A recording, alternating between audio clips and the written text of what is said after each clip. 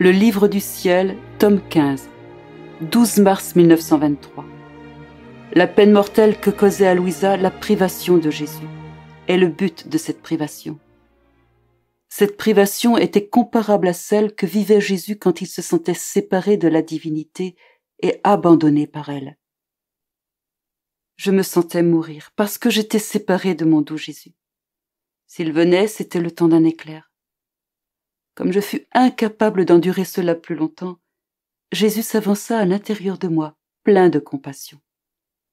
Dès que je le vis, je lui ai dit « Mon amour, quelle souffrance! Sans toi, je me sens mourir, mais d'une mort dont je ne meurs pas véritablement, ce qui est plus pénible que la mort elle-même. Je ne sais comment la bonté de ton cœur peut supporter que je demeure ainsi seule et dans cet état de mort continuelle à cause de toi. » Il me dit « Ma fille, ne perds pas courage.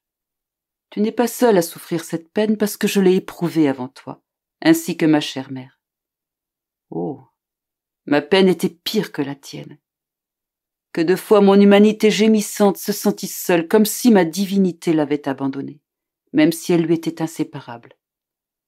La raison de cela était de créer en mon humanité une place pour l'expiation et pour la souffrance, ce qui n'était pas possible pour ma divinité. Oh, comme j'ai senti âprement cette désolation. Néanmoins, cela était nécessaire.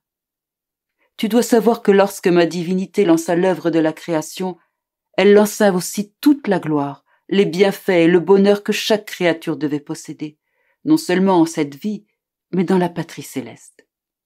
La part prévue pour les âmes perdues resta en suspens puisqu'il n'y aurait personne à qui la donner.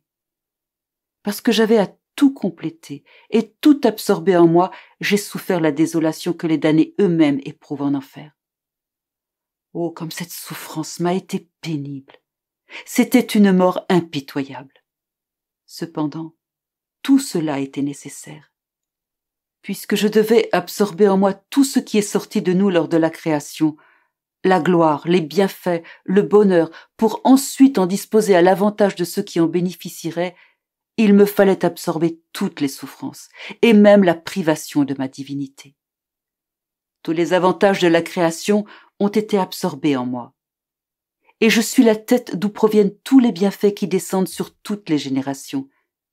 Maintenant, je cherche des âmes qui me ressemblent par leurs souffrances et par leurs œuvres, pour les faire participer à la grande gloire et au bonheur que porte mon humanité.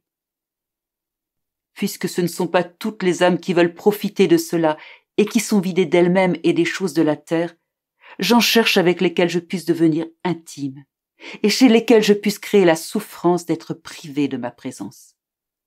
L'âme qui souffrira cette désolation en viendra à acquérir la gloire que comporte mon humanité et que rejettent les autres. Si je n'avais pas été presque toujours avec toi, tu ne m'aurais ni connu ni aimé, et par la suite tu n'aurais pas pu expérimenter la peine de cette désolation, puisque cela t'aurait été impossible. Il t'aurait manqué les fondements pour cette souffrance. Oh, combien d'âmes sont séparées de moi, et même mortes. Ces âmes sont tristes si elles sont privées d'un petit plaisir, ou de quelque autre velléité.